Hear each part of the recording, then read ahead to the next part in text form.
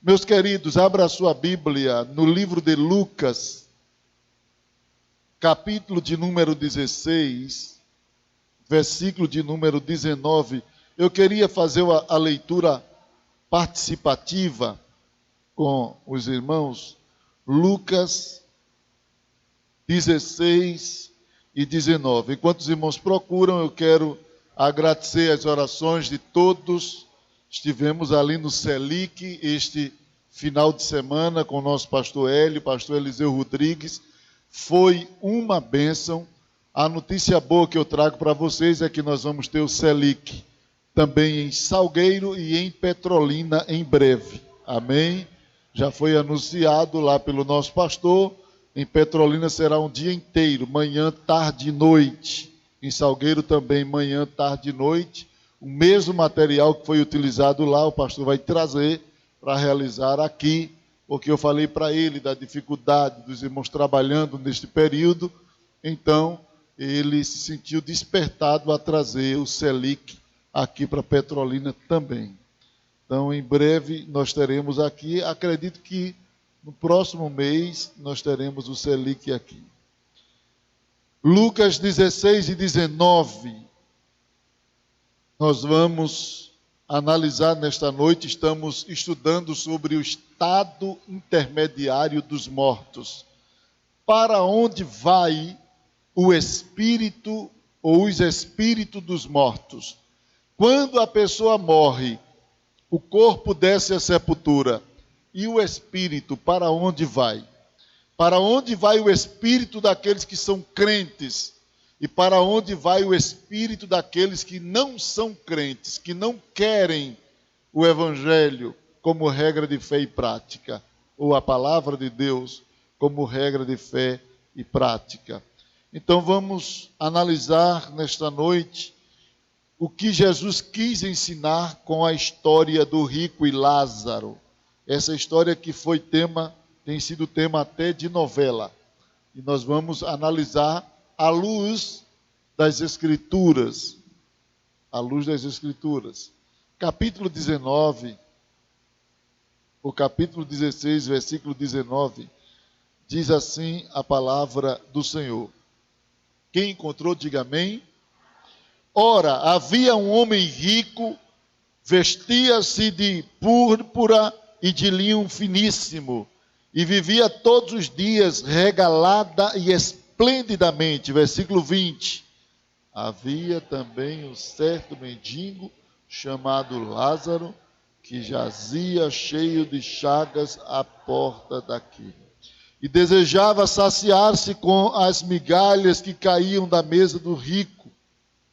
Os próprios cães vinham lamber-lhe as chagas. E aconteceu que o mendigo morreu e foi levado pelos anjos para o seio de Abraão. Morreu também o rico e foi sepultado.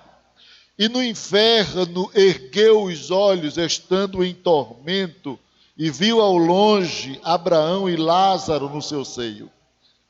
Clamando, disse: Pai Abraão, tem misericórdia de mim, e manda Lázaro que molhe na água a ponta do seu dedo e me refresque a língua, porque estou atormentado nesta chama. Disse, porém, Abraão: Filho, lembra-te que recebestes os teus bens em tua vida, e Lázaro somente males. E Lázaro somente males. Agora, este é consolado e tu atormentado. Grande abismo entre nós e vós, de sorte que os que quisessem passar daqui para vós não poderiam, nem tampouco de lá passar para cá. E disse ele: Rogo-te, pois, ó Pai, que o mandes à casa de meu pai, pois tenho 5 irmãos, para que lhe dê testemunho, a fim de que não venha também para este lugar de tormento. Disse-lhe Abraão: Tem Moisés e os profetas, ouçam-nos. E disse ele: não, pai Abraão, mas se algum dentre os mortos fosse ter com eles, arrepender-se-iam. Porém, Abraão lhe disse: se não ouvem a Moisés e aos profetas, tampouco acreditarão, ainda que algum dos mortos ressuscitem. Amém. Eu estava repetindo para os irmãos que estão acompanhando pela transmissão, ouvir a leitura, porque às vezes não ouve os irmãos falando. Meus queridos irmãos, esta parábola tem sido, de certa forma, causa de muitos debates em várias escolas teológicas. Muitas pessoas têm uma visão relacionada à literalidade deste assunto.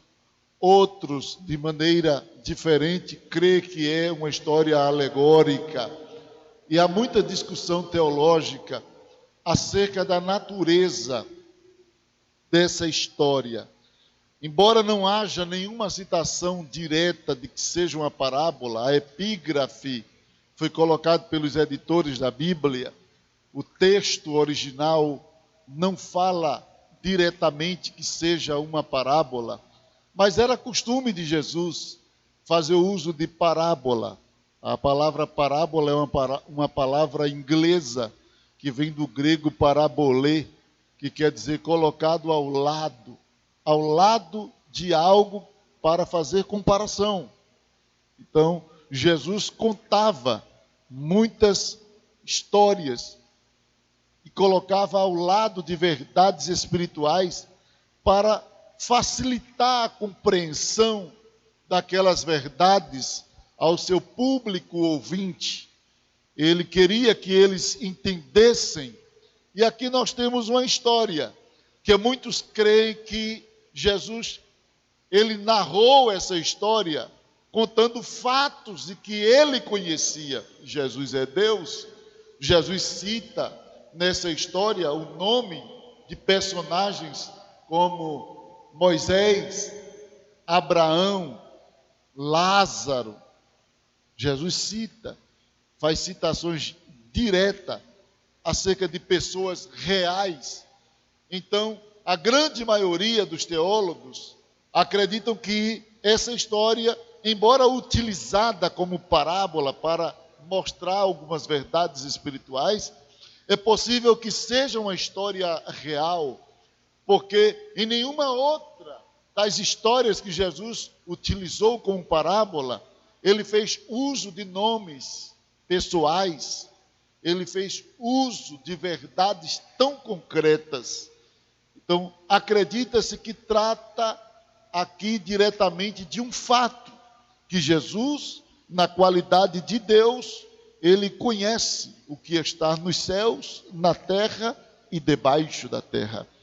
A verdade, nós vamos analisar o que Jesus quis dizer quando narrou essa história. E dentro dessa história, de fato, está aqui a exposição do estado intermediário dos mortos. Eu já falei aqui a semana passada, quem vem acompanhando os estudos escatológicos, que o estado intermediário é aquele lugar aonde os espíritos dos mortos estão, que fica entre a morte e a ressurreição. Depois de morto, o espírito vai para um lugar real. Nós já falamos e já mostramos aqui, eu não quero entrar em detalhe, porque senão vou ter que estar revendo direto os assuntos que já falamos. Qualquer coisa, os irmãos visitam lá o canal, no YouTube, e revê a mensagem de terça passada. Mas o estado intermediário é justamente aquele lugar onde os espíritos dos mortos estão aguardando o dia da ressurreição. Tanto os justos quanto os ímpios hão de ressuscitar. É claro que os justos, eles ressuscitarão primeiro. E eu já posso dizer que a ressurreição dos justos já começou, porque a ressurreição do justo acontecerá em fases distintas, conforme Paulo apresenta na primeira carta aos Coríntios. Paulo fala de que Cristo as primícias, depois os que são de Cristo na sua vinda, falando da segunda fase da ressurreição do justo, que é no arrebatamento. Depois a gente vê que no período da grande tribulação, os mártires da grande tribulação ressuscitando no dia do aparecimento, da epifaneia de Cristo, do aparecimento de Cristo em glória, quando ele voltar com a igreja. Então, quando Jesus voltar com a igreja, os que morreram durante a grande tribulação, sem aceitar a marca da besta, estes ressuscitarão para reinar com Cristo durante 1000 anos nesta terra. Então, a ressurreição dos justos já começou. A ressurreição dos ímpios acontecerá uma única vez, em um único evento, depois do milênio, para eles receberem o grau de condenação. Não é para eles serem julgados para a condenação, porque os ímpios, eles são julgados a partir da morte. E eu posso até dizer que eles são julgados a partir do momento que rejeita o Evangelho. Porque em João está escrito que quem crê será salvo. Em Marcos. Porém, quem não crê já está condenado. Por que ele já está condenado? Porque ele está rejeitando o único meio de salvação, que é Cristo. Se a pessoa está morrendo afogado, não sabe nadar, e alguém joga uma boia para ele, uma câmara de ar, uma boia, e ele rejeita, então ele já está condenado à morte. Porque o único meio que tinha para tirar ele está rejeitando. Da mesma forma, é na vida espiritual. A pessoa está cega no pecado, ouve o Evangelho, é esclarecido pelo Espírito Santo, mas não aceita Jesus, essa pessoa está se condenando. Não é Deus que está condenando, porque Deus está oferecendo Jesus como salvação. Mas a pessoa, à medida que rejeita Cristo, não quer se submeter ao senhorio de Cristo, não quer receber Cristo como Senhor e Salvador, esta pessoa está se condenando, porque Jesus é o único meio de salvação. Então, a pessoa se condena a partir da rejeição do Evangelho. E no grande trono branco, ele não vai ser julgado para ser condenado, porque condenado já está. Ele vai ser julgado para receber o grau de sofrimento eterno, porque cada um vai receber conforme as suas obras. Assim como o galardão será dado conforme as obras dos salvos, a condenação ou o grau de sofrimento será dado também conforme as obras de cada um que morreu na sua impiedade. Quem me entendeu, digam amém. Bem, Jesus conta a história do rico e Lázaro. Um homem rico é apresentado como uma pessoa extremamente materialista, hedonista e egocêntrico. Depois, Jesus fala de um homem chamado Lázaro, uma pessoa que, apesar de ser desprovido de conforto e carregado de sofrimento, a Bíblia mostra-nos de que ele era um homem crente. E o que é que pressupõe-se que este homem era crente? Justamente o nome dele atrelado ao resultado do destino dele. Porque o nome Lázaro em si já significa Deus é meu auxílio. Essa história revela-nos as seguintes verdades espirituais. Primeira verdade, eu anotei aqui pelo menos 8 ou 7 verdades acerca do estado intermediário dentro dessa narrativa. A primeira verdade que Jesus destaca nessa história, a primeira verdade é sobre a localização do inferno. Aonde fica o inferno? Aonde fica o inferno? Diga para a pessoa que está do seu lado, o inferno fica no final de uma vida ímpia. Pronto, aí é a localização do inferno. O inferno fica no final de uma vida ímpia. Quem quiser saber onde fica o inferno, então continue vivendo impiamente. Porque no final dessa vida, você vai saber onde é o inferno. E quem quiser escapar, deixe o ímpio o seu caminho, diz a Bíblia. E o homem maligno os seus pensamentos. E Deus se compadecerá dele. Então, onde fica o inferno? Quando alguém lhe perguntar, diga, fica no final de uma vida ímpia. Se você quiser saber, continue na impiedade. Mas se não quiser saber onde ele fica, então te agarra com a cruz, te agarra com Jesus, porque para lá você não vai. Uma vez um irmão me perguntou e disse assim, pastor, o senhor não tem medo do inferno? Eu disse, não.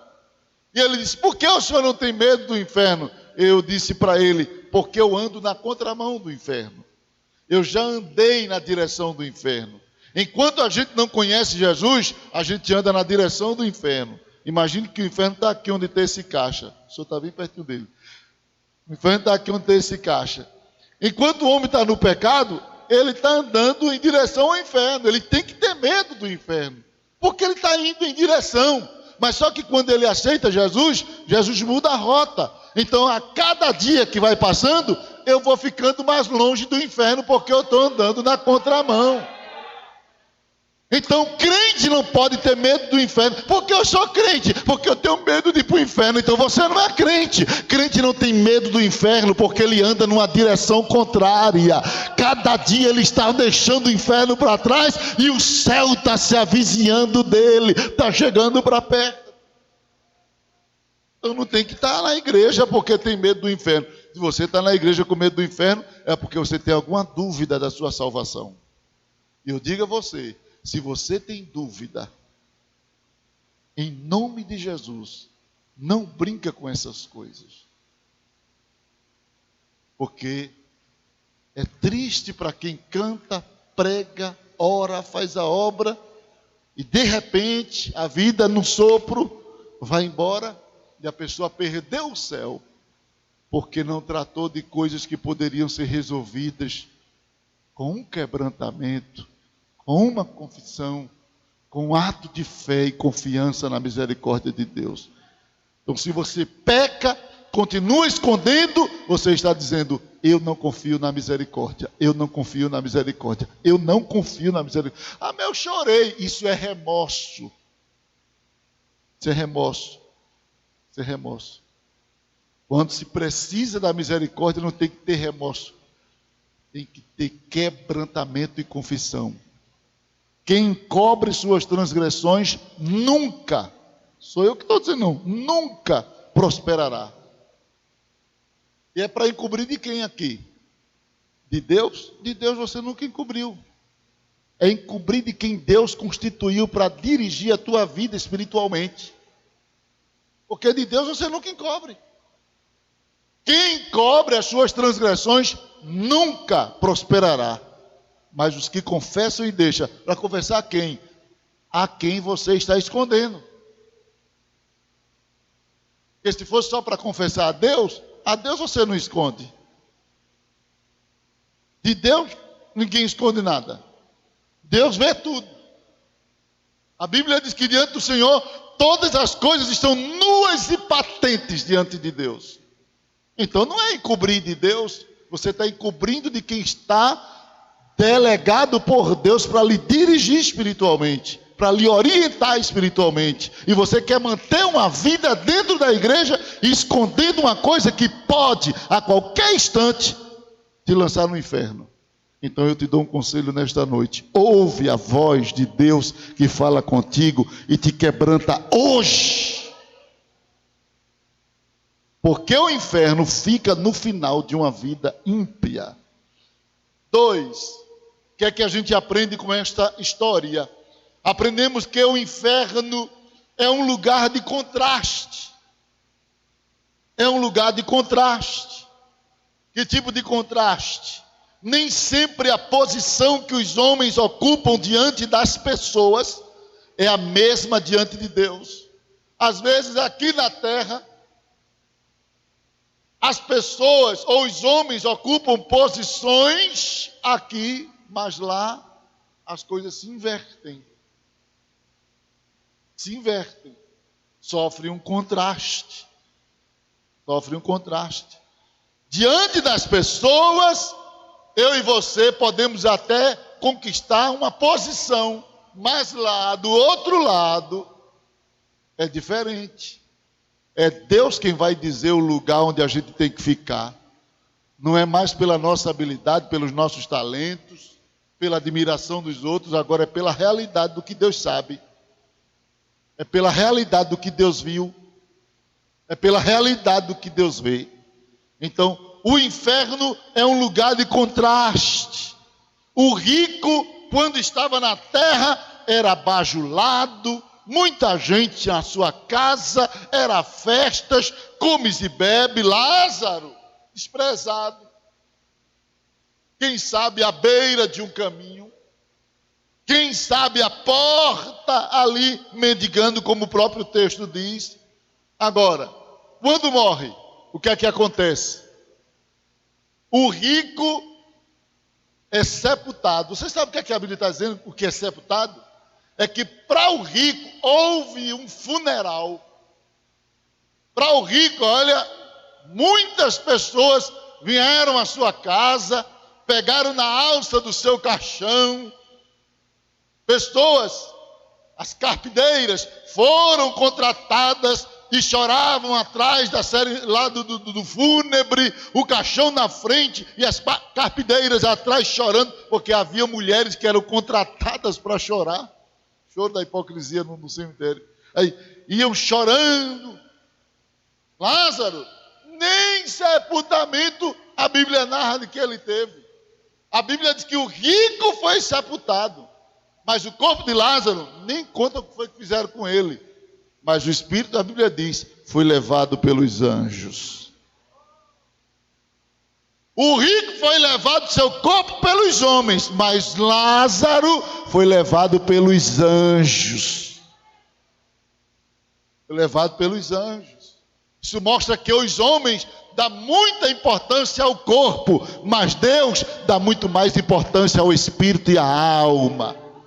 Porque enquanto os homens se preocuparam em fazer sepultamento, Deus enviou anjos para recolher o espírito e dizer, não deixe ele chegar sozinho, ele tem que chegar acompanhado aqui na minha presença. Imagine Lázaro, que não tinha ninguém com ele enquanto estava com vida, quando ele sai de dentro do seu corpo, está lá 2 seres angelical. Irmão Lázaro, viemos fazer uma escolta aqui. Viemos te levar. Eu sou isso tudo. Lá talvez não fosse, mas aqui você. Então, a vida após a morte mostra um contraste, e o inferno principalmente, porque o rico era bajulado, Lázaro desprezado. Agora lá no inferno, o rico foi levado, na terra, seu corpo foi levado ao túmulo, Lázaro foi levado pelos anjos ao paraíso. 3, o inferno não é um purgatório. As crenças medievais isolam o texto de 1 Coríntios capítulo 12 e diz assim o texto lá em 1 Coríntios, todavia o tal será salvo pelo fogo. Pelo fogo. Aí eles pegaram isoladamente o texto, 1 Coríntios capítulo 3, versículo 12 em diante, que fala da entrega de recompensa. E o texto ali está mostrando, e a gente vai olhar em detalhe quando chegar sobre o tribunal de Cristo, mostrando de que algumas pessoas serão salvas e não terão galardão. Não terão galardão. O fogo ali é um símbolo do Espírito Santo, que participará do julgamento da entrega das obras dos salvos. Tem nada a ver com fogo de purgatório. Não existe nenhum lugar sequer citação de um fogo purgatório, um fogo purificador de almas. Não há na Bíblia. Se existisse purgatório, como se crê nas crenças medievais, então aquele homem que passou a vida toda sendo ladrão e converteu-se a Cristo na hora da morte, ele não teria que ir para o paraíso, ele teria que primeiro passar no purgatório. Mas quando ele diz: Senhor, lembra-te de mim quando entrares no teu reino, Jesus não disse a ele: passa logo no purgatório, paga logo os teus pecados lá, tu roubaste, mataste, fizeste, aprontaste a desgraça, então passa logo. Jesus não disse isso, Jesus disse: ainda hoje estarás comigo no paraíso. Porque a salvação não é pelo fogo do purgatório, é pelo sacrifício expiatório de Cristo. É Jesus quem salva o homem, mas vil pecador. Não é fogo de purgatório. Então o inferno não é um purgatório. Após a morte, não há santificação. O estado em que as pessoas morrem, permanecem após. Diga comigo: quem morreu salvo, continua salvo. Quem morreu perdido, complete, continua perdido. Então essa história mostra-nos esta verdade também, que não há purgatório. Quem morre salvo, Lázaro era salvo, morreu salvo, permaneceu salvo. O rico era ímpio, morreu ímpio, continuou no lugar dos perdidos. Do outro lado, a gente prova o que escolhe aqui. A gente experimenta o que escolhe aqui. Em quarto lugar, o inferno é o lugar onde a pessoa perde o prazo de reconhecimento do que é importante. Vou repetir: o inferno é o lugar onde a pessoa perde o prazo de reconhecimento do que é importante. E eu vou explicar isso aqui. Porque o inferno é o lugar onde a pessoa perde o prazo de reconhecimento do que é importante. Porque depois que morre não adianta dar importância ao que não deu aqui na terra. Não adianta querer valorizar uma coisa que você não está valorizando agora. Tem pessoas que vão ser despertadas tarde demais. Tem pessoas que vão ter a sua consciência ativada tarde demais. Tem pessoas que vão reconhecer seus erros tarde demais. Porque no inferno acaba-se o prazo de reconhecimento do que é importante. Bem, no inferno o rico descobriu o seguinte: ele reconheceu tarde demais, primeiro, o valor da oração. Tarde demais, ele começa a orar: Pai Abraão. Eu pergunto, foi respondida a oração dele? Sim ou não? Não.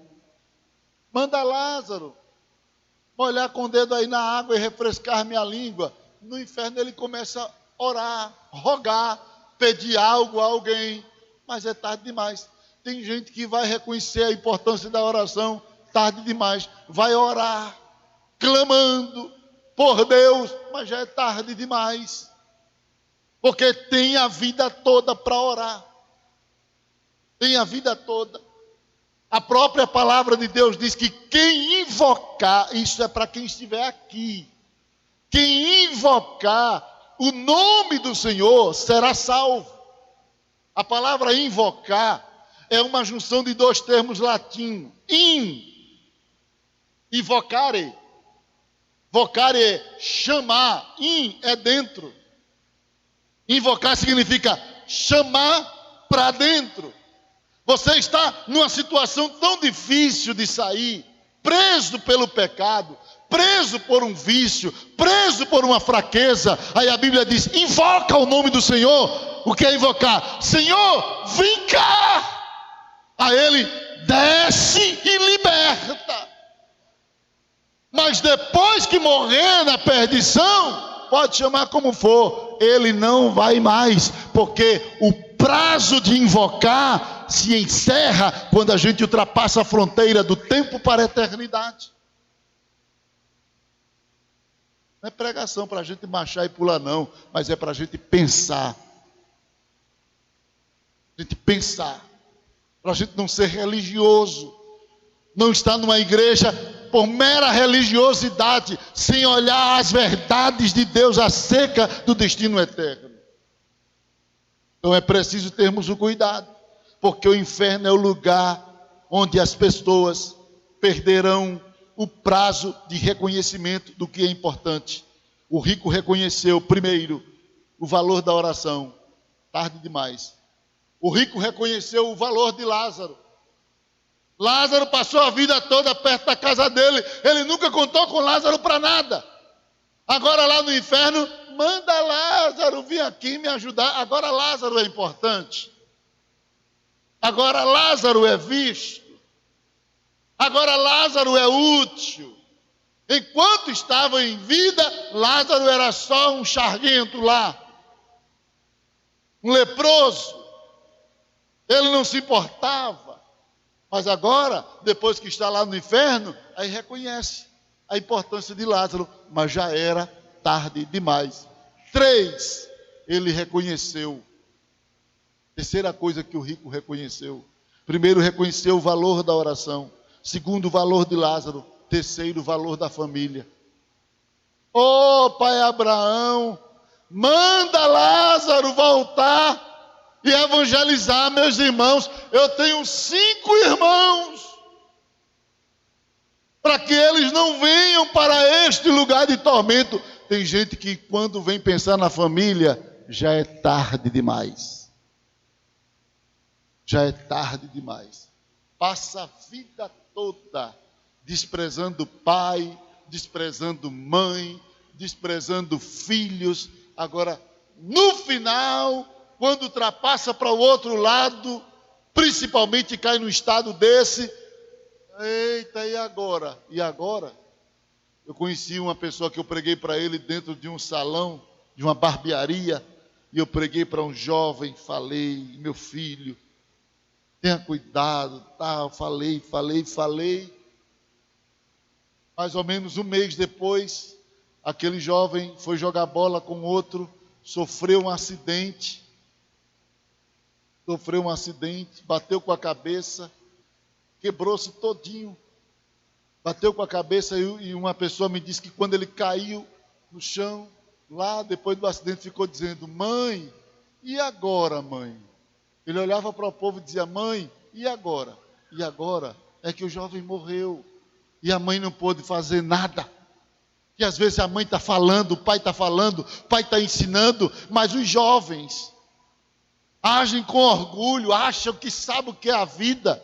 Coloca na tua cabeça que quando tu viesse ao mundo, já faz mais de 20 anos que teu pai anda nesse mundo, já faz mais de 10 anos que teu pai vive nesse mundo. Quando tu chegasse para cá, ele já está aqui há mais de 20 anos, 15 anos, 10 anos. Antes de você chegar, ele já viveu aqui. Como é que você quer conhecer esse mundo mais do que aquele que já viveu aqui, do que você? Então bota a tua cabeça no lugar. Tu não conhece a vida como teu pai conhece. Ouve os conselhos de teu pai, para depois não ficar dizendo, e agora?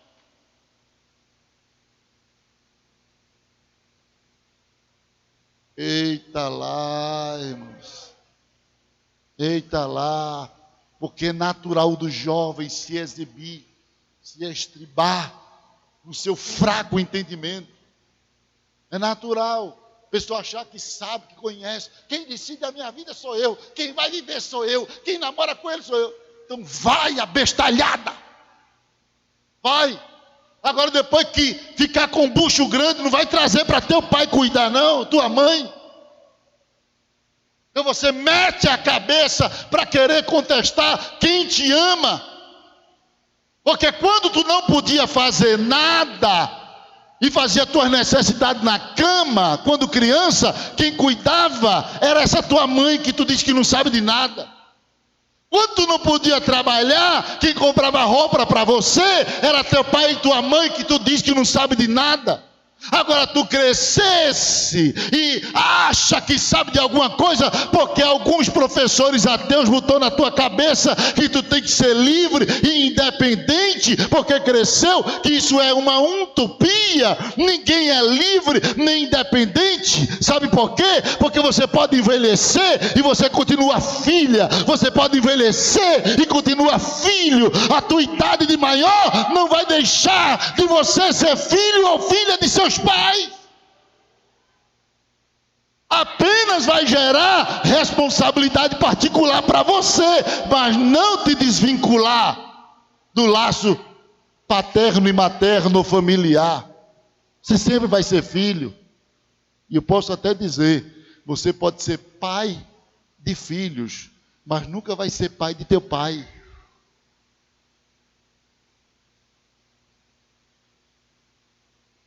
Bota isso na tua cabeça. Porque tem filhos que quando cresce quer saber das coisas mais do que o pai. Conhecimento teórico não tem nada a ver com sabedoria de vida. Talvez teu pai não teve a oportunidade de estudar nos colégios que você estuda, mas o que você sabe é por causa do esforço deles. Então não se orgulhe porque vê o seu pai errando gramaticalmente algumas palavras. Não vá zombar, não vá rir. Entenda que ele erra hoje para te ajudar a acertar amanhã. Ele vai para a roça, ele vai lutar para pagar a tua faculdade. Então não zombe da limitação dele. Reconheça e ajude ele nas limitações gramaticais e respeite a autoridade dele como seu pai. Eita lá. Irmãos. O inferno é o lugar onde as pessoas perdem o prazo de reconhecimento. É por isso que eu digo que é. E não se ofenda com a minha forma de expressar, porque eu estou pregando sobre o inferno. Não sei pregar sobre o inferno fazendo gracinha. O inferno. Não, o inferno é coisa séria. A gente não está falando do inferno fazendo gracinha, não. É por isso que eu digo que é hipócrita as pessoas que no dia do enterro faz aquelas, como é que chama? Coroa de flores. Faz aqueles escândalos. Papai! Mamãe! Quando está vivo nem visita. Não lembra nem no dia dos pais. Depois que morre, que quer fazer escândalo, dá beijo na testa do defunto. Olha, dá beijo no teu pai e na tua mãe enquanto ele sente. Dá flores enquanto ele pode provar o odor das flores. Dá flores quando ele não sente mais cheiro de nada. Dá beijo quando ele não tem mais sentimento de nada. Isso é hipocrisia. Agora, se você amou seu pai a vida toda, demonstrou amor por ele, respeitou ele, honrou ele, aí sim, se no final da vida chora, lamenta, faz homenagem, nota 10. Mas fazer homenagem quando você viveu uma vida apática ao seu pai é hipocrisia. Isso é novela para o povo pensar que você amava seu pai. Porque se você quiser valorizar, valorize enquanto ele está em vida. Valorize ela enquanto está em vida. Honre ele enquanto está em vida. E é mandamento do Senhor: honra o teu pai para que os teus dias se prolonguem na terra. A Bíblia está dizendo que até dias na terra de felizes, honra teu pai e a tua mãe. Honra. E honrar é muito mais do que obedecer. Que obedecer é fazer conforme ele manda. Honrar é até naquilo que ele não mandou, você respeitar a ausência dele. Até naquilo que ele não deu ordem, mas você diz: papai não vai gostar disso, eu não faço. Ah, mas ele nunca disse nada. Ele não disse nada, mas eu sei que meu pai não vai gostar, então eu não faço. Isso é honrar o pai. É respeitá-lo, mesmo naquilo que ele nunca exigiu de você. Eita lá, Jesus. Aí depois diz que o pastor não, irmão, é a palavra de Deus, que é a verdade, irmãos. E ela confronta a gente. Ela confronta a gente. Isso é só uma reflexão da história do rico e Lázaro. O inferno é um lugar de impossibilidades. É outra verdade. O inferno é um lugar de impossibilidades. Não existe livre-arbítrio no inferno. Não existe. É por isso que é um lugar de impossibilidade. Lá você não tem liberdade para escolher o que quer. É impossível mudar de lugar, que a Bíblia diz que é um abismo. Quem está lá não pode vir para cá. E quem está aqui não pode passar para lá. Não foi isso que a gente leu? Sim ou não? Então é um lugar impossível. É um lugar de impossibilidade. É impossível ser atendido. A pessoa pede, mas não vai ser atendido. É impossível perder os sentidos. E não é físico aqui. Viu, irmãos? É os sentidos que estão conectados à alma e o espírito. Sentimento é atributo da alma. Existem 10 atributos no ser humano. 5 do corpo, 3 da alma e 2 do espírito. 5 atributos do corpo: visão, audição, paladar, olfato e tato. 3 atributos da alma: intelecto, sentimento e vontade. 2 atributos do espírito: fé e consciência. E quando a pessoa é enviada ao inferno, o atributo do sentimento da alma está ali. É por isso que ele está sentindo algo incomodando. Porque lá no inferno ele não perdeu os sentimentos. O corpo se conectou-se. A função sensorial do corpo parou. O corpo está lá na terra. Mas a alma leva consigo a possibilidade de sentir. Porque se não levasse a possibilidade de sentir, inferno não seria inferno. Seria sala de ar-condicionado. Nem isso seria. Porque eu não ia sentir nem frio. Mas como o sentimento está na alma e a alma está ligada ao espírito, então se estiver no céu, sente gozo, se estiver no inferno, sofrimento.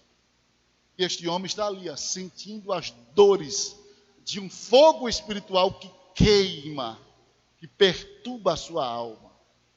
Alguns estudiosos dizem que é o fogo da consciência, mostrando, fosse avisado, não ouvisse ele ali, uma perturbação. Alguns dizem que é um fogo na consciência. Ele não perdeu a capacidade de enxergar. Ele não perdeu a capacidade de sentir. Ele sente as chamas. Ele não perdeu a capacidade cognitiva. Ele lembra dos 5 irmãos. Ele está ali, mas ele lembra. Ele não sabe o que os irmãos estão fazendo, mas ele sabe que deixou 5 irmãos quando partiu. É sério ou não é, irmãos? Sim ou não? Ele não sabe. Quem morre, seja salvo ou não salvo, ele não sabe o que está acontecendo mais aqui nesta terra. Mas o que ele deixou, ele lembra. Porque está fixado na memória. E a memória é um dos elementos que está dentro da cognição. O intelecto do homem, ele é formado por razão, imaginação e memória. Então, quando o homem morre, o intelecto é um atributo da alma. A memória vai. A memória vai. A memória, por sua vez, ela é constituída por 4 poderes: aquisição, fixação, evocação e reconhecimento. São os 4 poderes da memória. Então, ali dentro, onde ele estava, no meio das chamas, a memória dele evocou o que estava fixado. Está lá. Ele adquiriu aqui em vida, fixou na memória, a memória evocou, e a consciência começa a mostrar o que foi feito. Então é importante que a pessoa cuide de sua memória aqui nesta vida, realize algo para Deus, faça as coisas para Deus. Não seja como este rico que só pensou em si mesmo e lá no inferno descobriu que lá é um lugar de impossibilidades. Ele não conseguia mais apagar o que foi feito aqui. O inferno é um lugar de infortúnio eterno. Olha os nomes acerca do infortúnio eterno. Abismo, em Lucas 8. versículo 30 e o 31, fornalha em Mateus 13, 49 e 50, trevas exteriores em Mateus 22 e 13, fogo eterno em Mateus 25 e 41, vergonha e desprezo eterno em Daniel 12 e 2, lago de fogo em Apocalipse capítulo 19, versículo 20 e capítulo 20, versículo 10. São os nomes que são dados biblicamente para o inferno, para mostrar que é um lugar de infortúnio eterno. Queridos, não é temporal, é eternamente. Você sabe o que é eterno? Eterno não são 1000 anos. Eterno não são 2000 anos. Eterno não é 3000 anos. Não são 3000 anos. Eterno significa para sempre, para todo sempre. Nunca mais vai parar, nunca mais vai deixar de gemer, nunca mais vai deixar de sofrer, nunca mais vai deixar de existir, nunca mais vai deixar de lamentar, para sempre. Aí você deixa de provar o que é eterno com Deus para sofrer para sempre com Satanás, por causa de propostas efêmeras que o diabo oferece aqui. Pega aquela mulher ali, ó, veja como ela é bonitona, fica com ela, tu vai perder um avião daquele, o avião vai cair, e nem a caixa preta vai ser achada. Então, querido, abre mão do avião, para ficar com aquele que voa sem precisar de avião, ó, com Jesus. Sabe como era que o papai ensinava a gente? Diante dos assédios do pecado, quando passava uma mulher bonita, aí meus irmãos adolescentes, né, uns que adolescentezinho, aí olhava assim, aí o papai dizia: tá olhando o quê? Não tá olhando nada não. Ele saía uma caveira enfeitada. Não passa de uma caveira enfeitada. É claro que ele, de forma hiperbólica, mas não passa de uma caveira enfeitada. Irmãos, eu já vi tanta gente bonita, de boa expressão, contrair uma doença e não passar de uma caveira na cama, e a gente fica olhando, como é que a pessoa fica tão feia? Como é que uma pessoa fica nesse grau? É quando a gente vem descobrir que o corpo humano não é nada. Eu não sei como é que as pessoas se amostram com o seu corpo, que qualquer coisa pode levar ele a uma decadência, irmão. Tem gente que adora o seu corpo e fica, e se olha no espelho, e fica que nem aquele cara do Sepacol e tal. E a Bíblia diz lá em Jó 14 e 2, nasce como a flor e logo murcha. Não se ofenda, mas diga para a pessoa que está do seu lado: você vai murchar. Olha, teve gente que disse aqui: eu já murchei.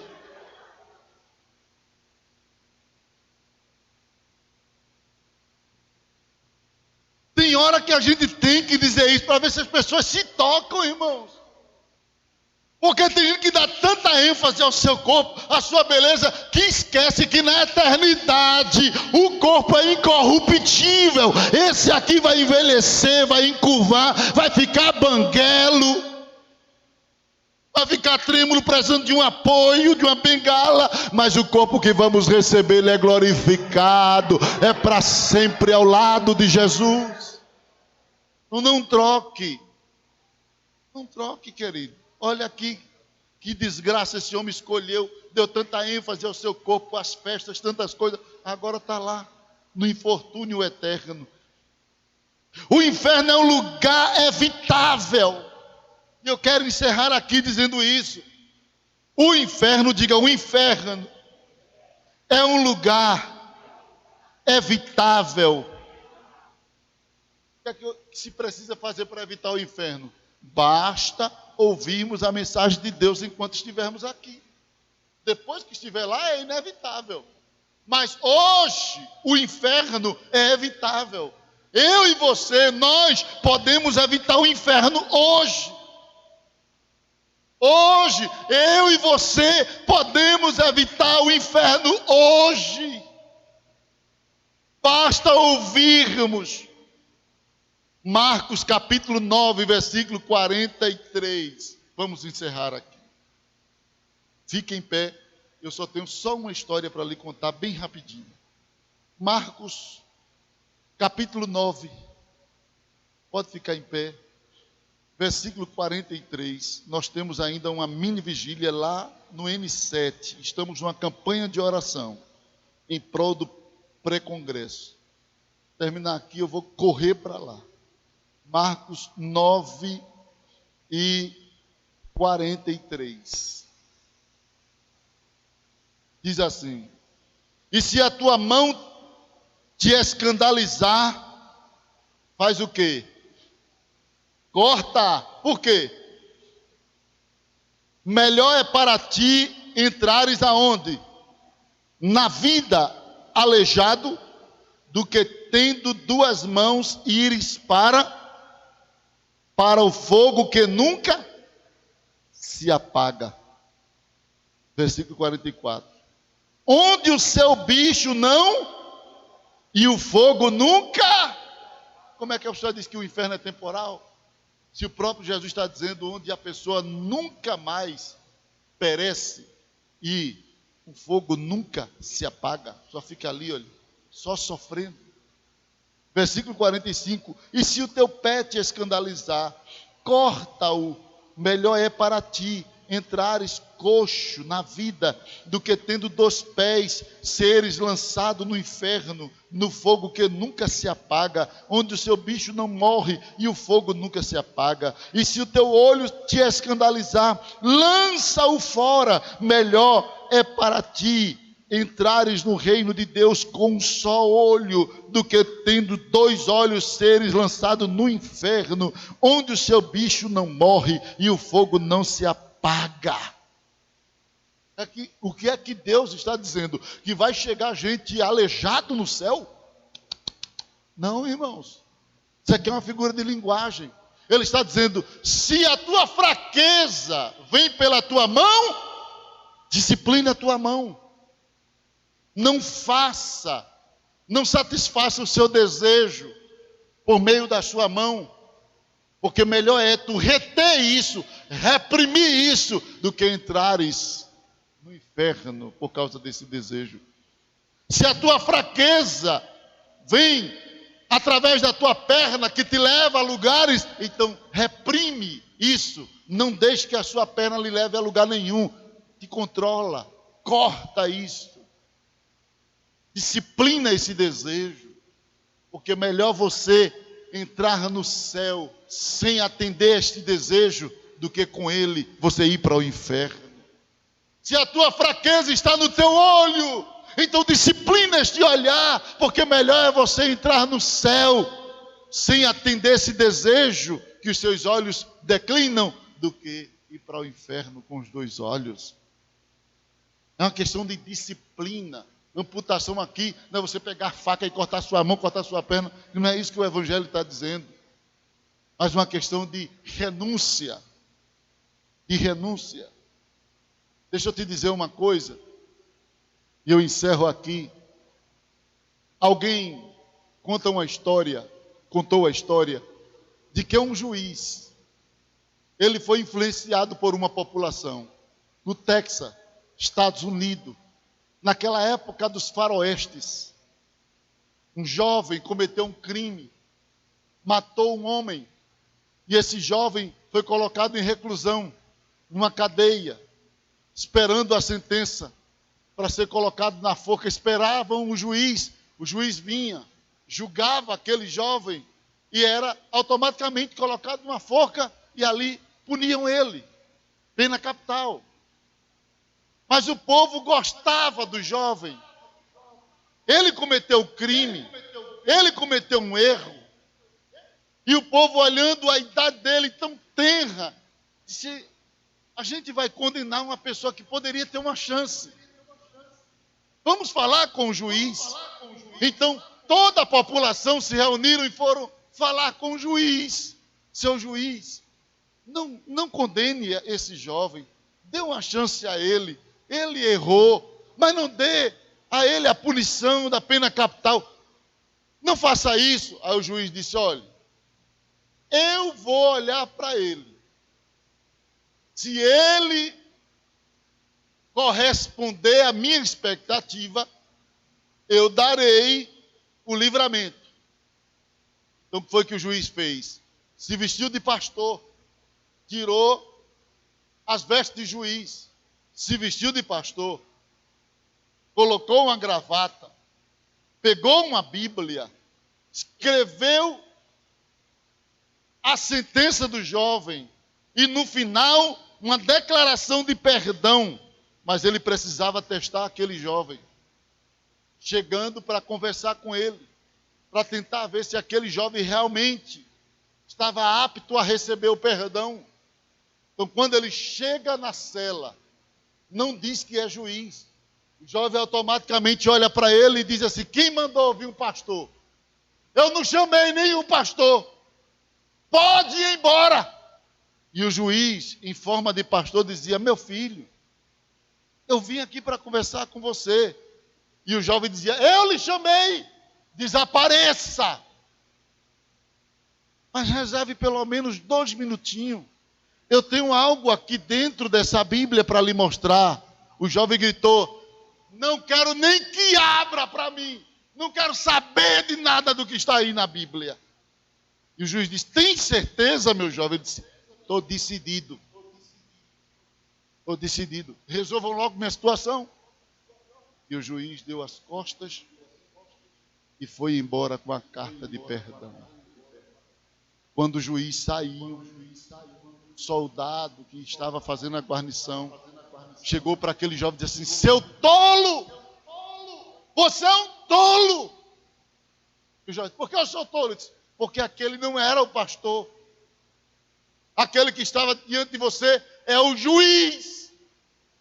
E ele veio com a sua carta de perdão, porque toda a população pediu para ele lhe perdoar. Ele só queria conversar com você e você o expulsou. Você é um tolo. Quando bateu a hora do enforcamento, aquele jovem foi levado para a plataforma, já sentenciado à morte. E quando chega a hora dele dar a última palavra, ele olha para toda a plateia que estava ali. E alguém pergunta, qual é a sua última palavra? E ele, em lágrimas, olha e vê que há um público jovem também, diz assim, jovens, olhem para mim. Gente, olhem para mim. Minha última palavra para vocês é esta. Hoje eu vou morrer. Eu sei que eu pratiquei um crime. Eu sei que eu fiz uma coisa inadmissível. Mas hoje eu vou morrer. E a minha tristeza é porque eu vou morrer não pelo crime que cometi, mas por causa do perdão que eu recusei. Estas foram as últimas palavras daquele jovem. Tem muita gente aqui que está ouvindo esta mensagem e Deus está dizendo, eu sei que você errou, eu sei que você pecou, mas você só vai para o inferno, não é porque você pecou, é porque você está rejeitando o perdão que eu tenho para você.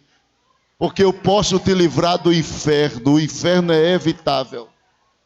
Você vai para o inferno porque, não é porque você é pecador não, é porque você está rejeitando o perdão que eu tenho para a sua vida. Porque se você quiser o perdão, olha a carta aqui. Olha a carta aqui. Olha a carta aqui. Quem está recebendo a carta de Deus? Quem já recebeu? Nós estamos aqui não é porque nós somos bonzinhos, queridos.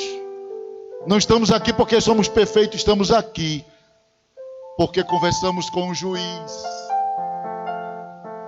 Ele veio de forma diferente, ele era juiz, Mas ele desceu a este mundo numa forma tão simples e trouxe uma carta para nós e disse assim: se você deixar eu conversar contigo, eu posso mudar o resultado dessa sentença.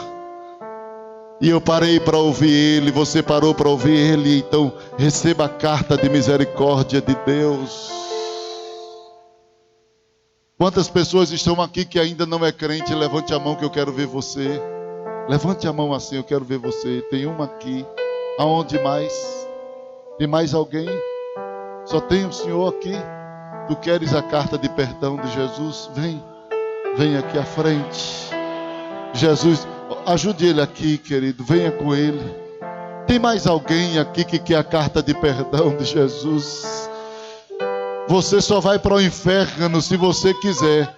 Porque Deus sabe que você é pecador. Deus sabe que você é falho. Mas Ele quer te dar o perdão esta noite. Quer te dar misericórdia esta noite.